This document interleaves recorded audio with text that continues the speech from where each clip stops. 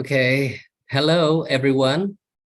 Welcome to the Global Alliance Technology and Public Relations Month webinar hosted by Perhumas, the Indonesia Public Relations Association, with the topic, the implication of new technology for life and business. My name is Boy Kelana Subroto, Global Alliance board member, chairman of Perhumas, and the head of corporate communications of Astra from Jakarta, Indonesia. I will be the host for this webinar, set for an hour until 3 p.m. Jakarta time. Before we start, allow me to greet President and CEO of Global Alliance for Public Relations and Communications Management, Justin Green, board members of Global Alliance, and of course, lead of the Global Alliance Technology and PR Month, Mandy Pierce. Now, allow me to introduce four great speakers joining me today. The first one, Mr. Hemant Gaule from India, co-founder and dean of SCORE. Hello, Mr. Hemant. How are you? I'm great, Boy. Thank you so much for having me and great to be here. Yes, so tell us a little bit about yourself, Mr. Hemant. As Boy mentioned, I'm based in India. We run an institute of PR called School of Communications and Reputation, and we are members of the Global Alliance, and we have been for the last few years. And I've had some connection with AI. I've been a student of artificial intelligence for the last few years. In 2019, I was invited to give a keynote at the Kuala Lumpur International Conference, also a part of a Global Alliance effort. And that's where I was also accredited as a fellow ASEAN PR Network fellowship. And since then, I have been very curious about what AI technology, all of these things bring to the world of PR and communications. And I can promise you it's a very fascinating area. And our institute here in India does a lot of incredible things in this space to help communications professionals understand this field better and to get the most out of it. So I'm excited to be here. Thank you, Boy, and thank you, Perhumas, for inviting me. Thank you. Thank you, Mr. Hemant. We are so excited to have you here and looking forward for your presentation and perspectives for today's webinar. Okay, from India, we will go to Indonesia. Hello, Mr. Stephen Ng from CEO of Nusa Meta Weir Asia. How are you today? I'm very well, thank you, Pak Boy, and thank you for inviting me to speak for today's topic. Very exciting. Looking forward to it. Tell us about yourself a little bit. Okay, well, I am the CEO of Nusa Meta, which is part of WIR Group. Nusa Meta itself is a joint venture between WIR Group and Salim Group. And the company actually started about 9 months ago, and we are currently building a social platform in the metaverse setting. It will be launched towards Q4 this year. So looking forward to give you all the good news when we launch our metaverse. Thank you. Great. Excellent. Thank you so much, Mr. Stephen, for joining us today. Pleasure. Now, from Indonesia, we'll go to Malaysia. Hello, Mr. Ravindran Ramankuti, Principal Director at Stratcom Consult. How are you today, Ravin? Great. Thank you, Pak Boy. Good afternoon to all and good evening to Kat. Thank you so much. I think it's a real pleasure to join this distinguished speakers. And I'm new to a technology called AI, but I think this topic has given me a lot of opportunity to go explore and come up with something to say to everyone listening to us. I'm on my own right now called Stratcom Consult. I used to work for several GLCs in Malaysia for the last 30 years. And just about time I went on my own and I'm doing it now. I'm also the council member of the Institute of Public Relations Malaysia, where Jeff is also together with us. Yeah, thank you. Right. Thank you so much, Ravin, for joining us today. Okay, from Malaysia, we'll go all the way to New Zealand. It's good evening to Miss Catherine Arrow, Executive Director, PR Knowledge Hub. How are you, Miss Catherine? Kia ora, I'm fine. Thank you very much for having me here today. It's a privilege to be with you all. Okay, tell us a little bit about yourself, Catherine. I'm a long-serving public relations professional, and I'm Executive Director and founder of PR Knowledge Hub, where we focus on developing leadership, communication and relationship capabilities for practitioners and others. I've been involved with Digital World since its infancy, And in the last decade, artificial intelligence has taken up much of my time and thinking. I've had the privilege of bringing AI and ethics and the application of different technologies to the forefront of practice discussions through service to our global community, through the Global Alliance. I was a board member and secretary for GA for a number of years, through the Public Relations Institute of New Zealand, and also the UK's Chartered Institute of Public Relations.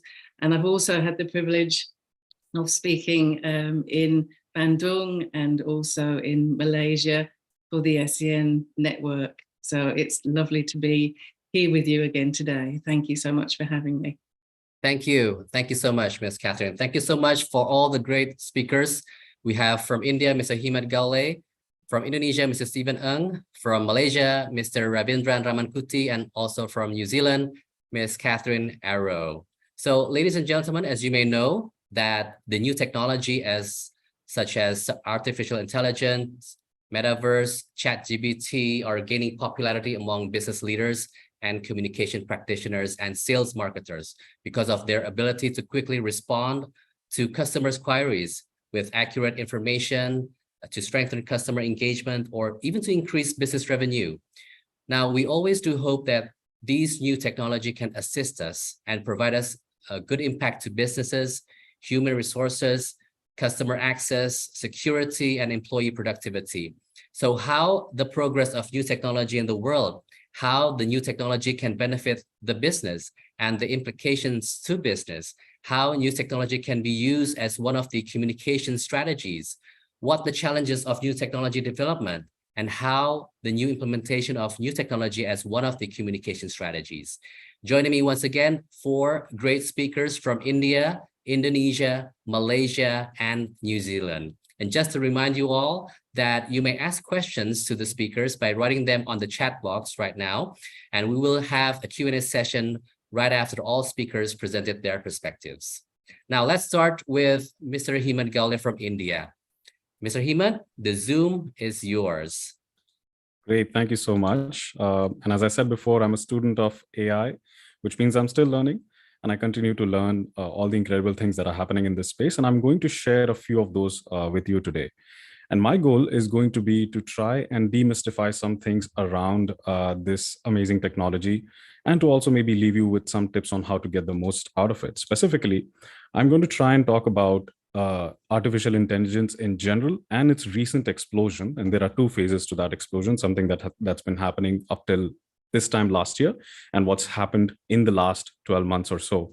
I'm also going to talk a little bit about how large language models are built generally, and ChatGPT specifically, GPT, the model, how it was trained. And like I said, I'm going to give you some tips on how to get the most value out of these technologies. And eventually, I would like to leave you with some food for thought that you can ponder and think and debate with your colleagues and acquaintances that I'm sure will be quite interesting for all of us as well. Starting right at the top, AI itself is the simulation of human intelligence. It's where we train machines to think and act like humans. And how we generally build artificial intelligence is by providing it with a lot of training data, where the kind of data that can help it understand human thinking, human conversations, and human language. And the more the training data, the higher the computing power, the better is the AI's ability of understanding patterns and correlations between what we say and how we say it. And on the basis of that, creating predictions. Specifically in the case of large language models like ChatGPT, those predictions come in the form of text. They predict the next best text string that should follow what is being said. And what's interesting about this is that this explosion has happened up till sometime last year due to 3 main reasons. The first of which was the increase in computing power that we have seen over the last several years. And we have looked at the Moore's law, which predicts how quickly the size of the processing engines that you need to process the same amount of data halves in a couple of years. So we are processing more and more information in smaller and smaller processing units. And that's been the leading cause of NVIDIA becoming one of the most valuable companies in the world in the last few weeks, is because although they started off by creating GPUs that are meant for gaming, but the same GPUs, the incredibly powerful units, are used for processing a lot of information for AI training as well. So they can train a lot of data on very advanced AI models as well. The second key reason why this explosion has happened is the availability of data itself. So we have gone from having data being stored generally on small devices or in physical storage to data being stored on the cloud. And that has really increased our capability of working with a lot of data at the same time. Not just that, the quality of data has also increased from advanced text to advanced images, anything that can help artificial intelligence or machine learning in general understand who we are and what we do in a much better way. And the third key reason why this explosion has happened is the phase where AI has started to learn to train itself. What's happening in AI research is that beyond a certain point, OpenAI has also discovered that beyond a point, there's only so much training data that you can provide. There's Wikipedia articles, books, several other kinds of knowledge resources that you can feed into advanced machine learning models, but beyond a point, they will also exhaust. But we are coming to a place where AI will be able to teach itself. Think of it as a chess playing AI that can play with itself and then figure out how to get better and better at what they do. And these three key drivers of incredible AI possibilities have created this kind of explosion that has been possible up till last year. And this paper that you see in front of you, Sparks of Artificial General Intelligence, came out about a couple of months ago. And I would highly recommend you go through this paper because this is going to, this has predicted the emergence of artificial general intelligence, which takes AI, which can create a few things, to AGI, which can actually think like humans, and to a certain degree, it's sentient. It knows that it exists, and it can take decisions with or without keeping us in the loop. And this paper itself is quite perhaps the most remarkable discovery in the recent time. So I highly recommend this paper if you want to know more about where AI is headed. Specifically how machine learning and GPT work. And that's a very fascinating process in itself. So we know that machine learning takes a lot of training data, processes it, and understands patterns. What OpenAI did was that they took these large language models and trained it to understand, interpret, and generate human language, which is called natural language processing. And how they trained that was quite fascinating as well. So it involved 3 steps. The first step was what they called supervised fine-tuning, where they trained the language model to respond to human questions. So they fed in a few questions and the language model responded with the answers to that question. The second stage was where they created a reward mechanism for the AI to understand which answers to that same question are better than the other answers.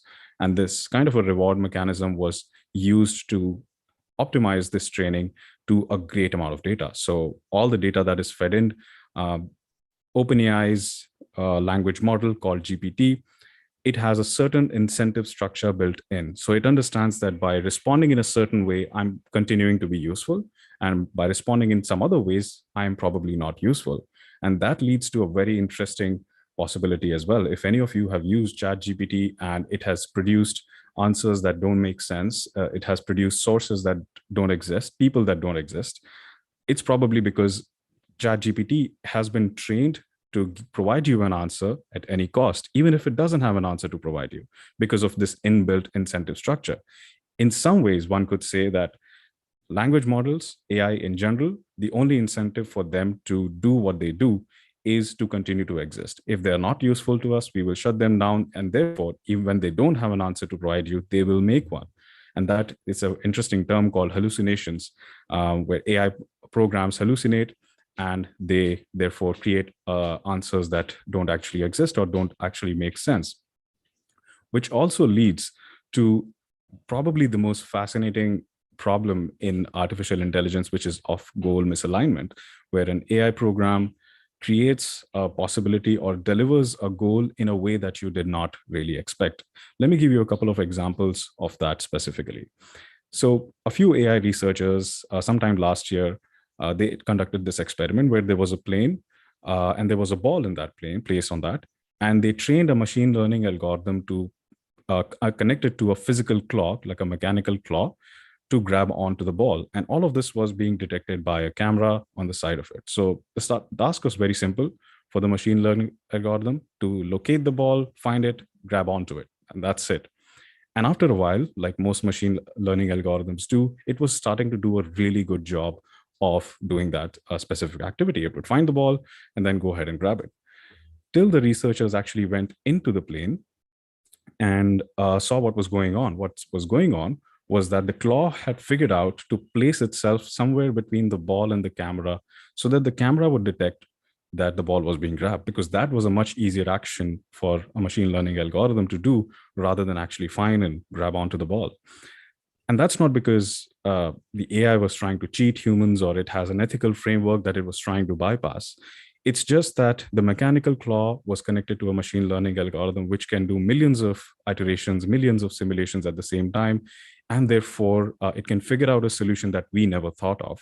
And although this is a simple exercise, when you try to see the possibilities of AI creating solutions that don't make sense, where the goals are not aligned with how those goals were originally intended to be achieved, it can create some really incredible problems that we don't understand yet. And that's been the biggest reason for AI researchers to be slightly cautious about training AI models that are more advanced than GPT-4. Another example of goal misalignment was in a game of Tetris. So some AI researchers put a machine learning algorithm in a game of Tetris. I'm sure many of us have either played or are aware of the game of Tetris. And the goal given to the AI was simple. They said that your only goal is to last as long as possible in this game. And guess what it did? It achieved that goal by pausing the game, which was an incredible outcome, which something that these researchers had not thought of before. And perhaps if you put in the smartest human beings on the planet and give them the same goal and give them 10 years to figure it out, maybe in 10 years, they'll figure out this solution that, well, there's one way to do it.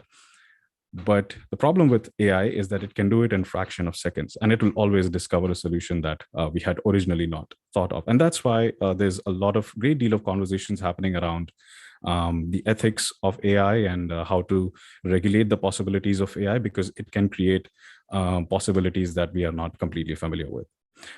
But having said that, AI as a technology, as a concept, has existed for a long while. We have just been waiting for the hardware technology to catch up to the concept of AI and machine learning.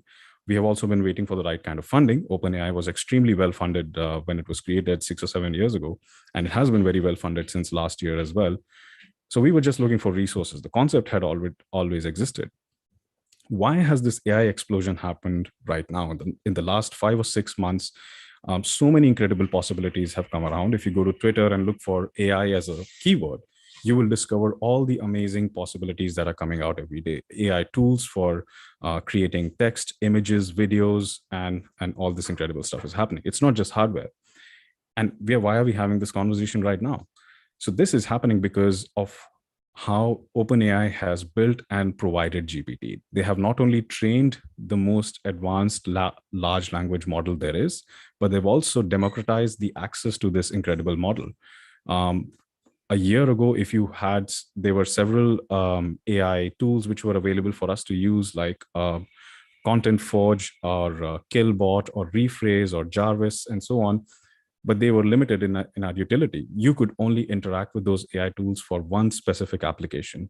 GPT is not only the most advanced AI that we have today, but it's also available to us in a chat format. So you can go and actually have a conversation with an AI. You can train it to deliver some output in the way that you want it to deliver. And not just that, OpenAI has also provided the API access to public at large and developers specifically to create solutions on GPT that run on GPT. And that's where the real explosion of possibilities is going to come from, not just in this chat window, but the kind of solutions that other people and organizations build on it. And there are some incredible examples on OpenAI website. They have put up some case studies of how Morgan Stanley and a couple of other organizations are using this to create value. Morgan Stanley, for example, relies on a lot of information to create investment advisory for their clients. And since that's what ChatGPT does, is that it processes a lot of information and it's able to understand that and recreate answers in human language. So instead of speaking to an analyst who will have to go through a lot of data to create a response, GPT can do that in a fraction of seconds in the language of your choice.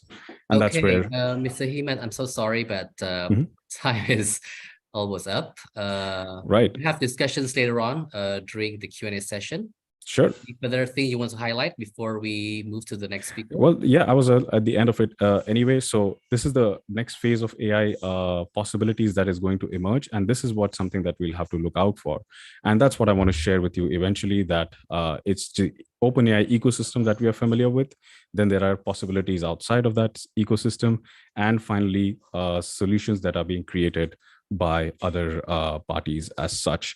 And if you want to stay updated on what's happening in this space, I would highly recommend following us on Twitter, because we share a lot of incredible stuff there, and also just being a student of AI to as much extent as possible. So that's what I wanted to share. Of course, I'm here around for any questions that anybody may have. Excellent. Thank you so much, Mr. Hemant Gale from India. Thank you so much. Okay, for all the audience, please send your questions to the chat box, and we will have a Q&A session right after all the speakers have shared their presentation and perspective. Now we go to Indonesia. Mr. Stephen Ng, the Zoom is yours. Go ahead. Right. Thank you so much for having me once again. So my name is Steven. I'm from the company called Nusameta. We are actually part of WIR Group. The group itself was started back in 2009. And yes, we have done quite a number of projects in quite a number of different countries. So when we discuss about the metaverse, of course, it has been quite controversial in the last 1.5 years.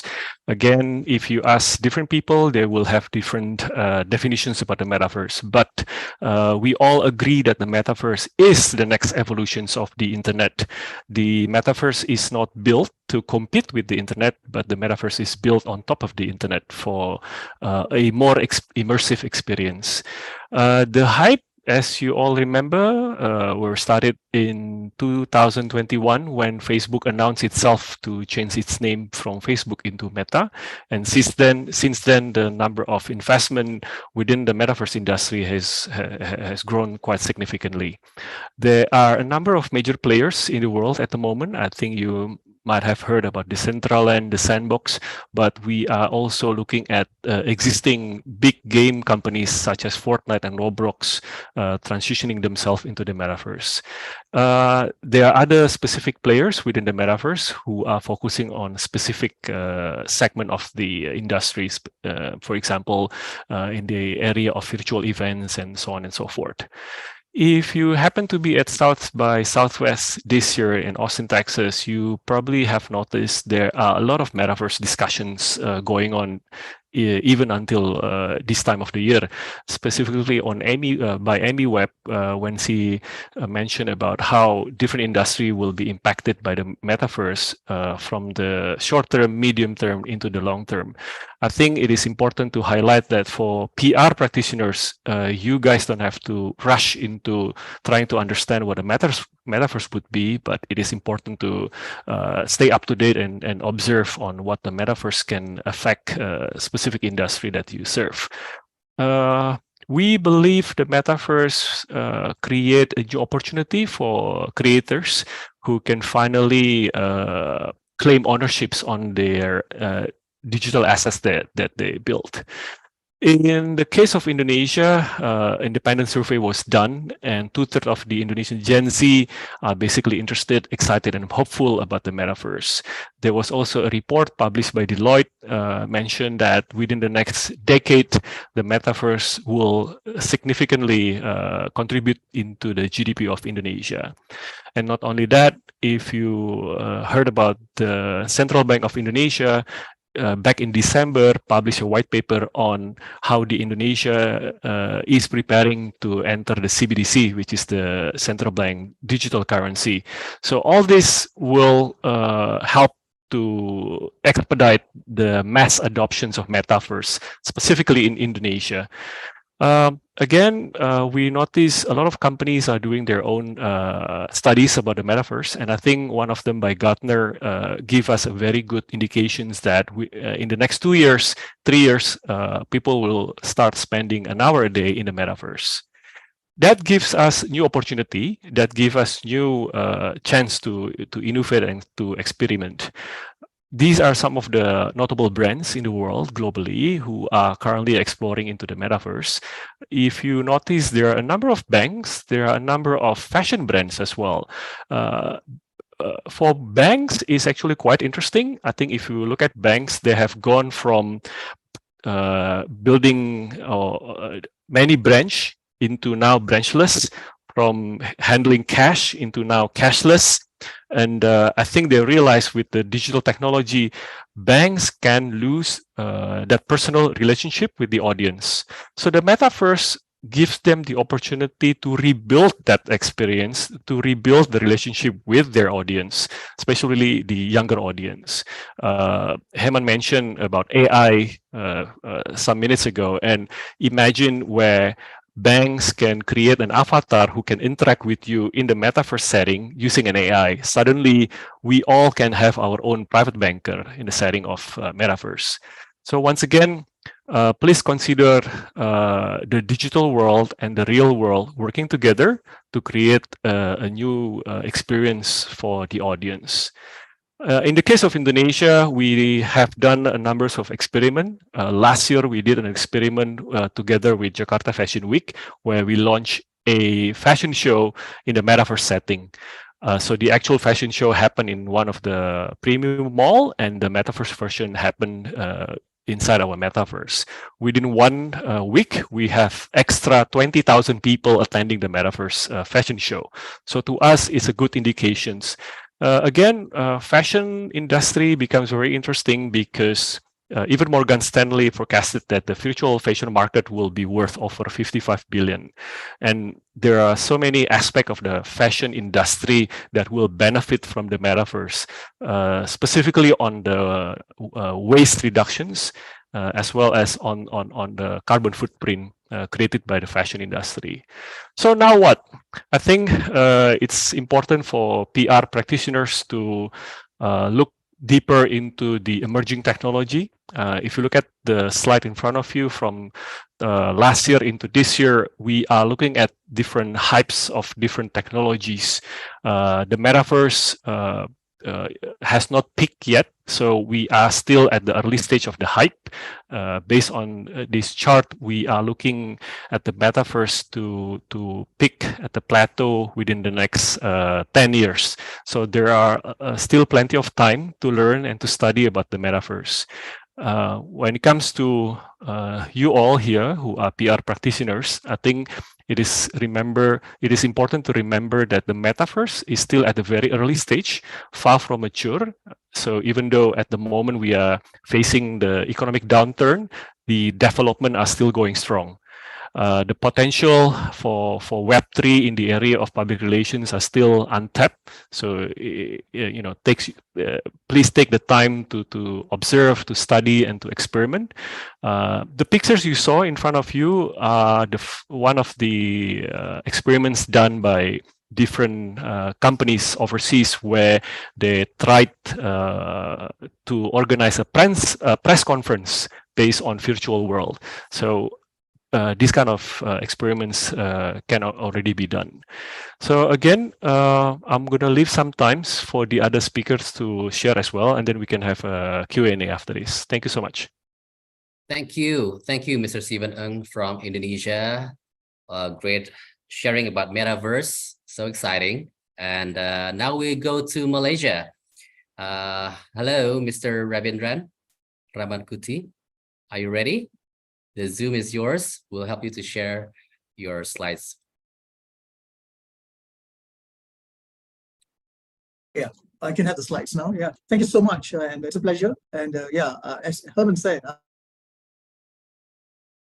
I'm also a student in AI because it's progressing literally every second of the day. Every second I see a lot of new things in LinkedIn and many, many other publications. So it's a real game changer. So my topic today is about, will AI replace the communications practitioner? Well, then I'll be talking about what is the Malaysian business market reacting to. Can the Malaysian business benefit from AI? What are the implication challenges?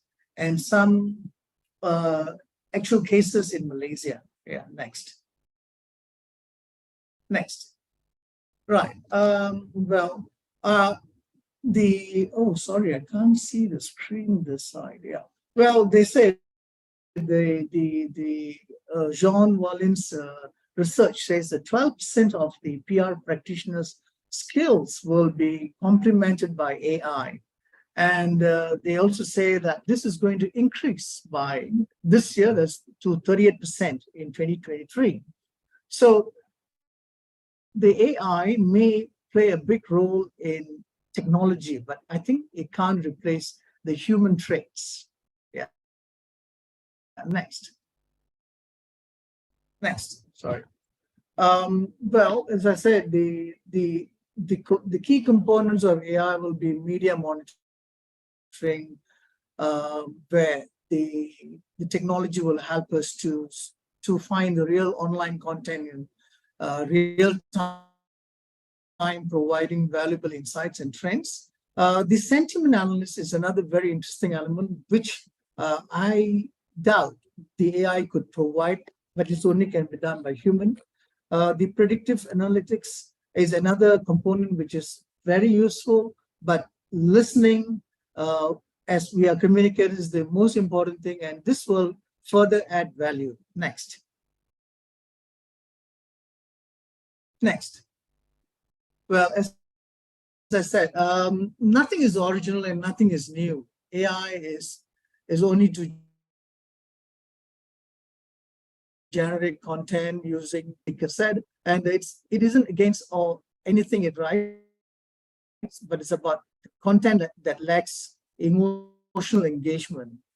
It cannot tell a story quite like us. You know, the story has to be told by us. Next. Next, yeah.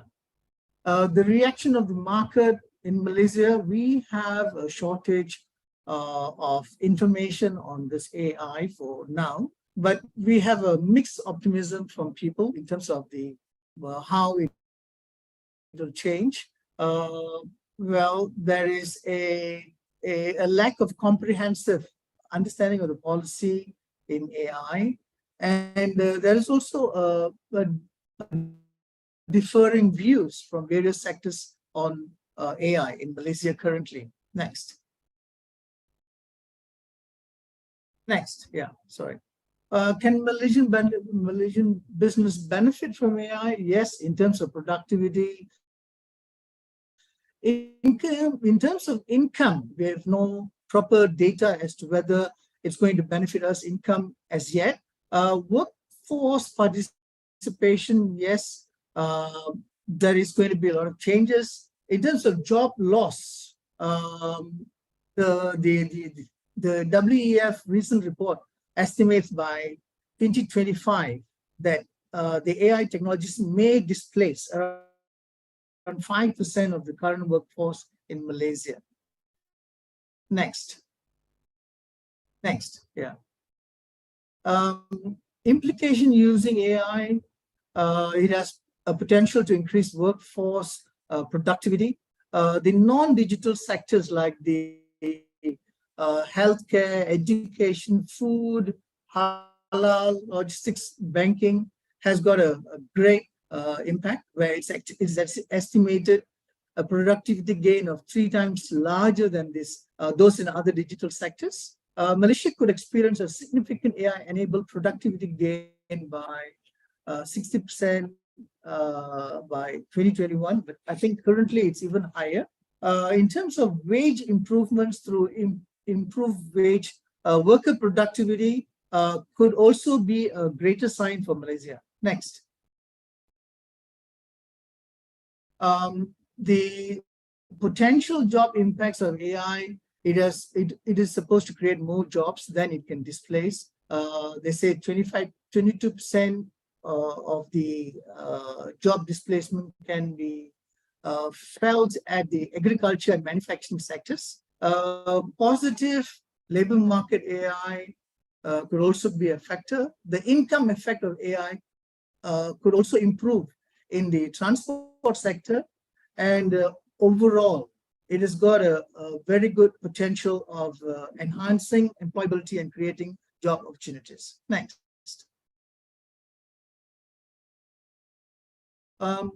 Well, the unique challenges of AI adoption and inclusion is one of the agendas of Malaysian government right now. We are encouraging greater AI adoption and promoting reskilling efforts. We are shifting emphasis from qualification to skills in curriculums. We are also ensuring inclusiveness to extend AI benefits. We are implementing social protection measures for workers. Next. This report by McKinsey says that 22.5%, this is in 2017, of jobs to be displaced by automation by 2030 globally. Whereas in Malaysia, we don't have a specific report as yet. Next. Additionally, that we other factors such as institutional, including strict labor protection regulations, of jobs to be displaced by automation by 2018. This is the report by Oxford Economics and Cisco. Next. This is another advantage. This is the biggest advantage, where the inclusion of undeserved groups into the workforce. This is a great benefit that we see. Next. Yeah. The other sectors will be benefiting are the mothers who are home, working from home, elderly workforce, or older workers, and people with disabilities. This will be a great impact on the overall employment sector through AI. Next.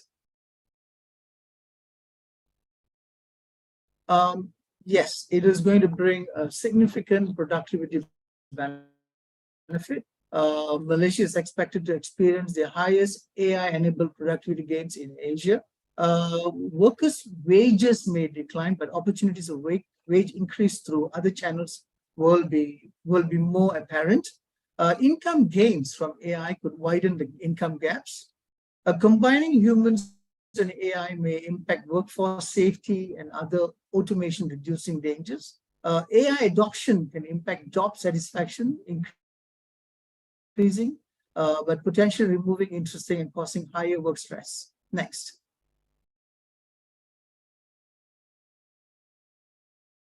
These are some of the findings by Microsoft. This is for the readers to, this is a recent Microsoft report which was released just 2 weeks ago. There is an apparent need for AI. 77% of people who are working in the workforce feel that they couldn't finish their work. And 62% worry about job replacement by AI. 84% are willing to take tasks to AI. And AI aptitude for all employees is very encouraging.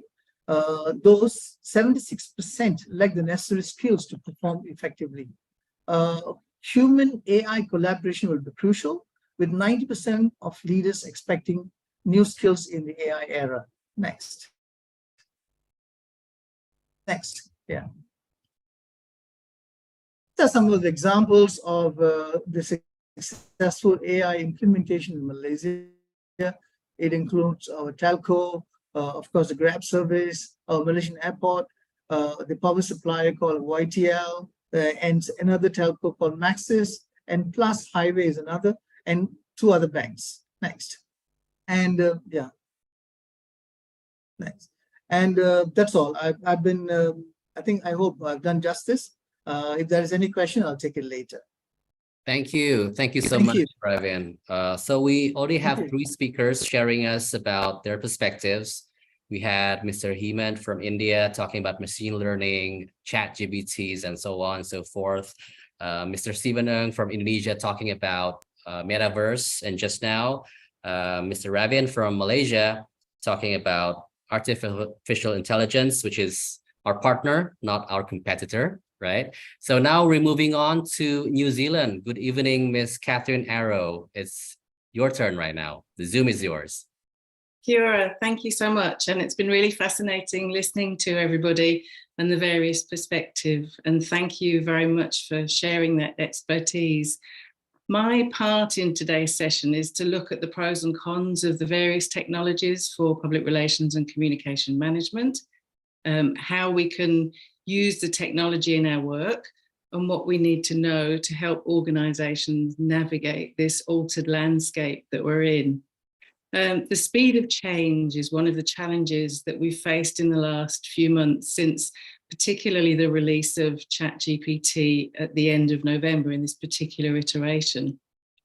And in our role as sense makers and guides, we have to help our leaders and communities understand the implications and effects of our evolved environment. And we need to help them to determine whether there's monsters in the cupboard, or whether generative AI and its associates are the monsters or the masters in this new realm. I always find it helps to visualize things. So I asked one of the many image generation tools to visualize the relationship between generative AI and humans. And the fluffy but dominant creature that you can see there that's multicolored and it's holding a little human was the result. So that was what AI thought of our human AI relationship. If you conduct a reverse search and you look for human interpretations of AI, you inevitably get visuals that are filled with robots, such as the one here, streams of data and fragmenting pixels. And it's fun and it's an intriguing exercise to do, but it does provide a reflection and something of an understanding as to how we're viewing each other. So how AI and humans currently regard each other. And to understand how the issues and complexities of AI and digital relationships relate to us, we need to be clear in our understanding of the role of public relations in society today and also tomorrow. So public relations builds and sustains the relationships that we need to maintain our license to operate. And that's supported by good communication, behavior, and developed understanding. And in the atom here, you can see the 4 forms of communication: oral, visual, written, and experiential. And within the metaverse, that's where experiential communication is going to come to the fore. But each of those elements are essential for the success of the relationships that we build, with their components of trust, satisfaction, commitment, mutuality, and so on. And the key questions for us to address include whether the technologies advance or diminish our relationships and reputations. Are they going to lead to social cohesion or disruption? How do we deploy them ethically within our communities? And at a very basic level, how far do we trust each other? What's the state of AI and human relations right now?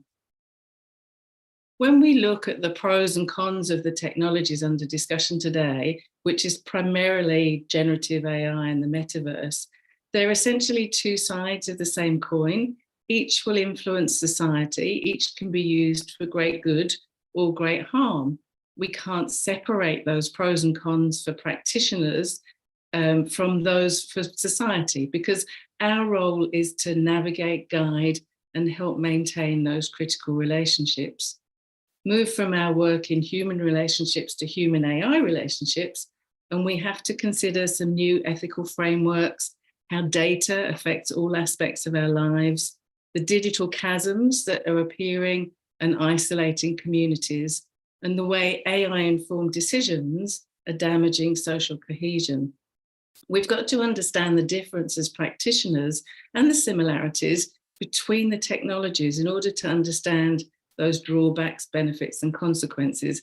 And that's going to take longer than I have today. So what I've put together really is a quick summary of the good, the bad, and some of the downright suspect. So the good, we know in society there's been great progress made thanks to the available applications of machine learning. Some of them are here: advances in medicine, diagnosis, analytics, robotics, all significant moves forward. For PR and communication, generative AI can go to work in every aspect of our operation. I can auto-generate the written word, I can produce transcripts, videos, images, schedule things, develop crisis communications plan, undertake risk and reputational analysis. I can code new measurement and evaluation frameworks without knowing how to code. So the list is endless. And when we think about the metaverse alongside that, that produces an opportunity for experiential communication.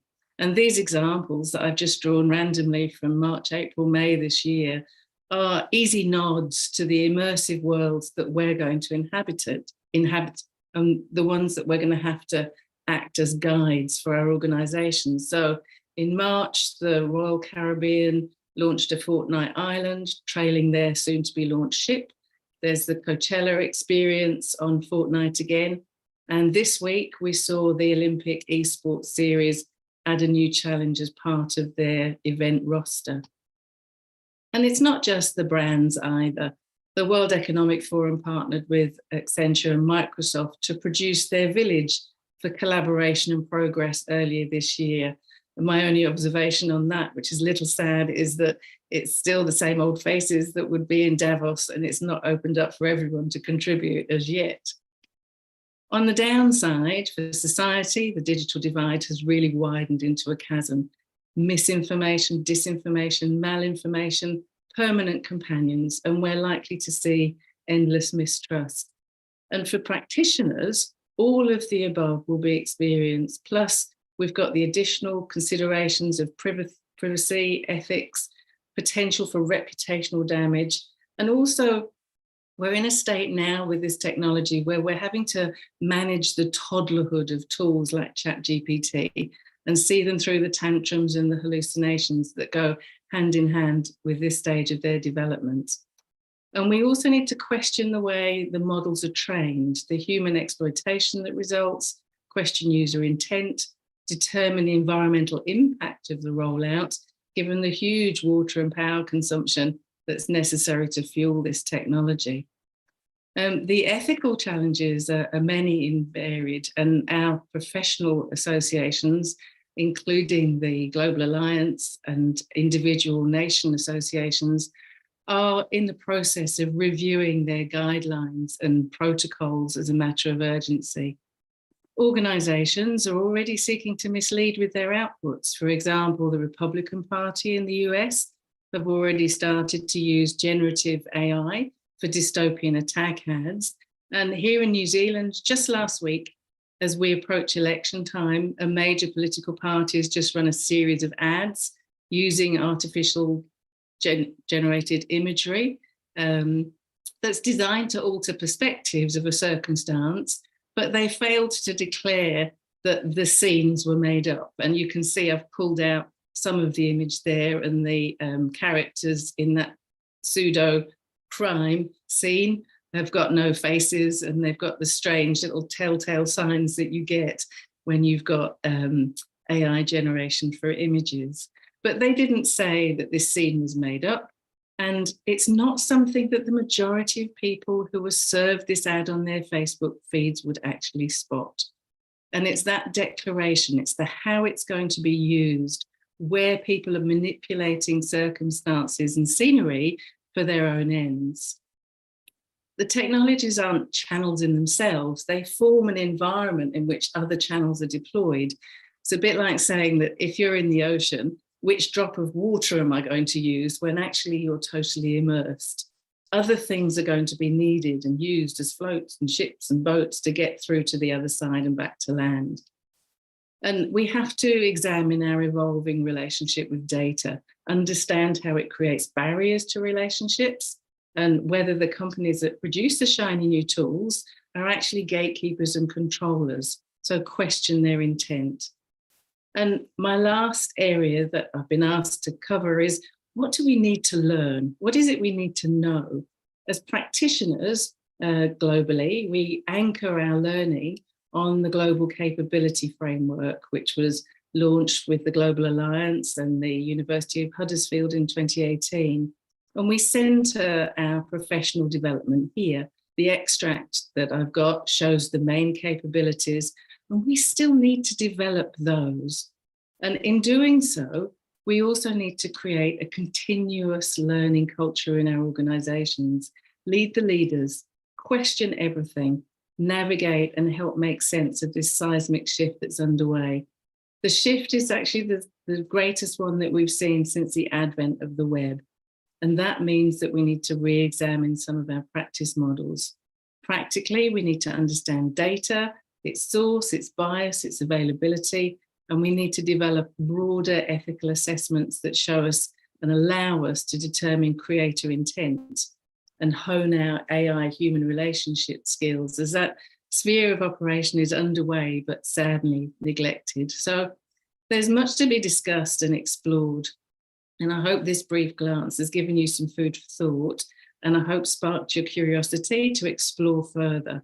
If we don't explore further, if we don't help our organizations to determine how they're going to utilize AI, how they're going to put it to work, then quite frankly, we will be out of the picture as a profession. That small person that you see there will be put down in the wilderness by the fluffy, colourful master. But a little wisdom on our part could reverse that image just in time. So thank you for your time, and I look forward to the questions and thoughts. All right. Thank you, Catherine. The good, the bad about new technology. I thought there was going to be the ugly, like the movies. Anyway, so after listening to all speakers from different country and different perspectives, I understand that many of the audience in the Zoom may have questions. So please write your questions on the Q&A session on the chat box. I will select the questions and we'll share it with the speakers. So now let's go to the chat box. I have a question from Lala Arif from Bandung, Indonesia.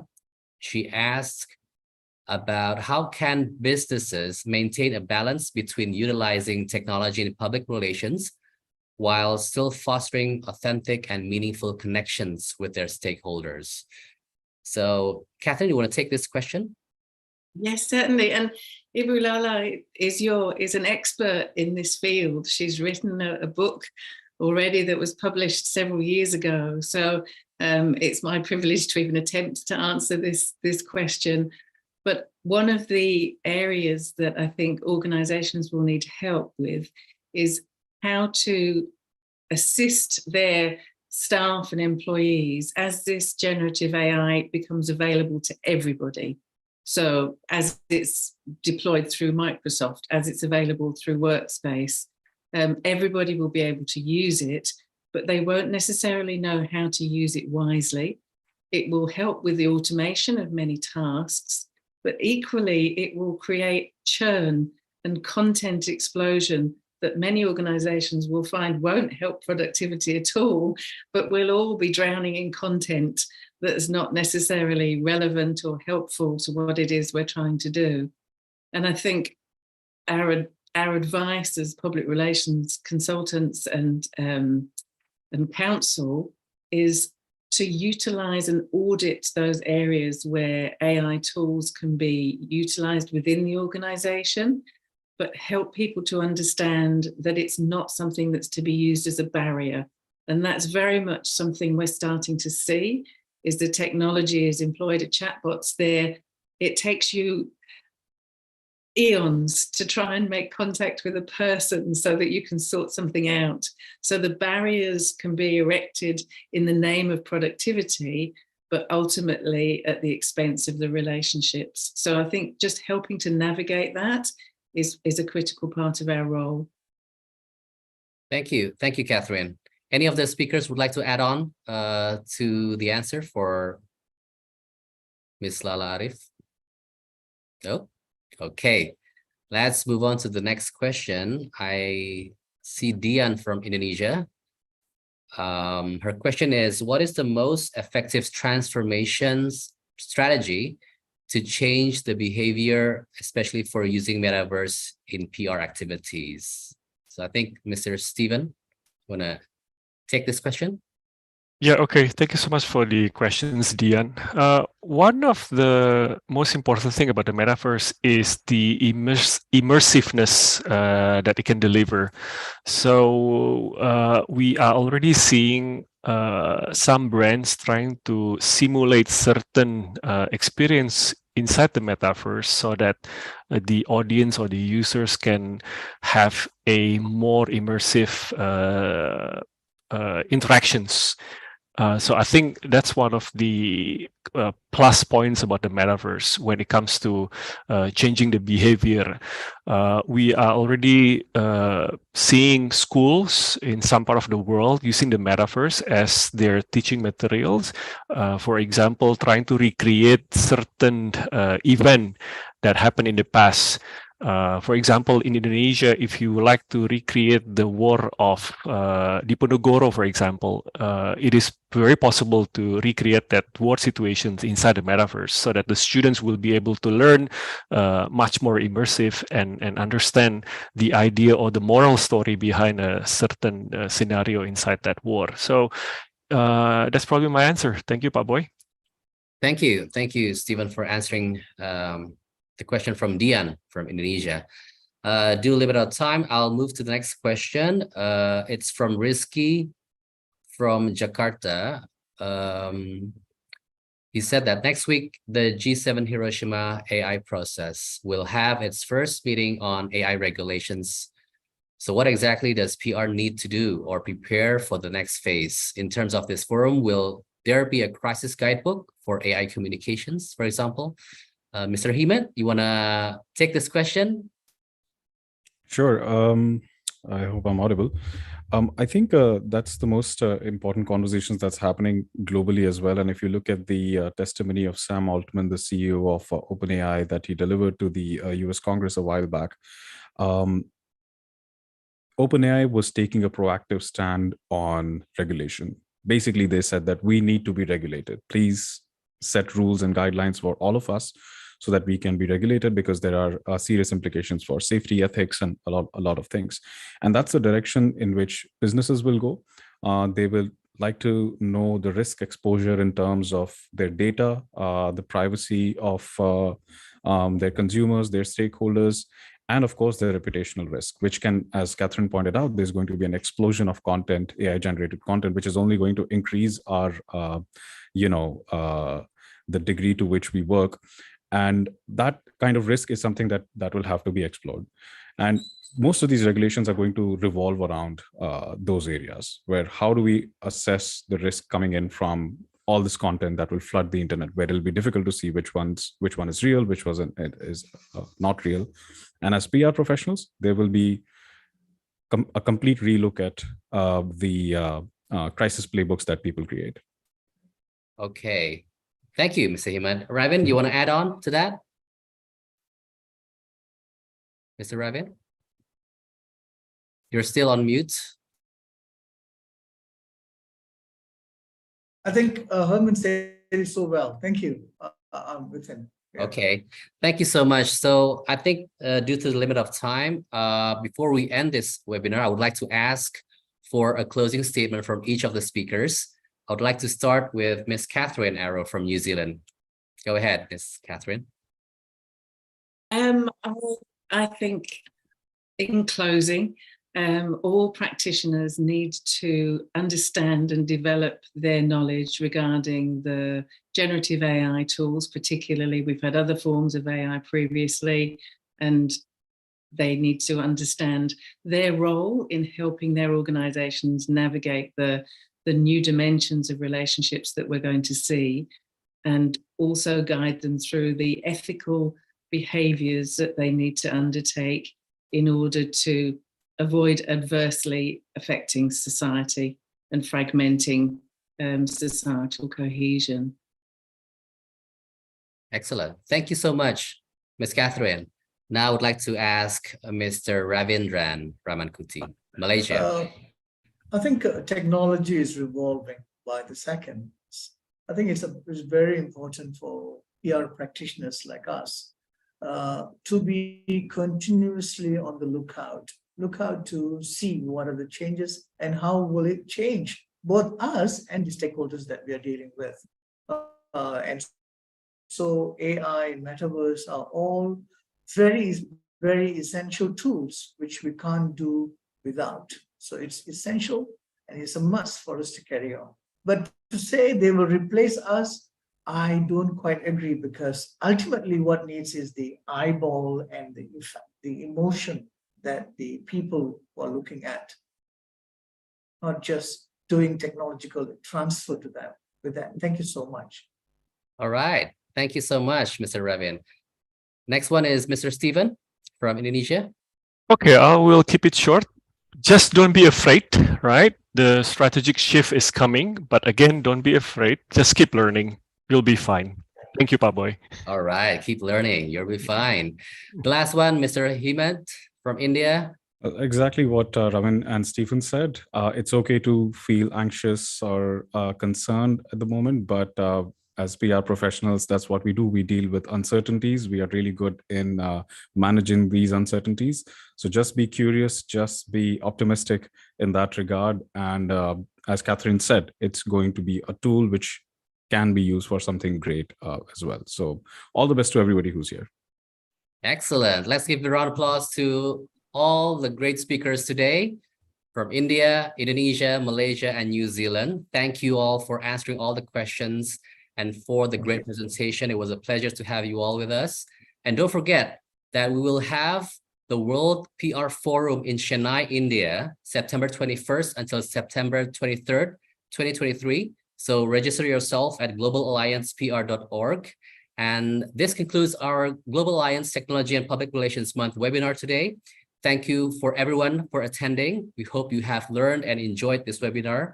Thank you also to President and CEO of Global Alliance for Public Relations and Communications Management, Justin Green, board members of Global Alliance, the lead of Global Alliance Technology and PR Month, Mandy Pierce, from India, Amit Prabhu, from Malaysia, Jafri Amin Osman, from New Zealand, Fiona Cassidy, the Perhumas team, Fardila, Anggia, and Adin. Thank you, everyone from Jakarta, Indonesia. I wish you all to have a great day. Thank you. Thanks, everyone. Bye-bye. Thank you, everyone. Thank you so Bye-bye. much. Thank you.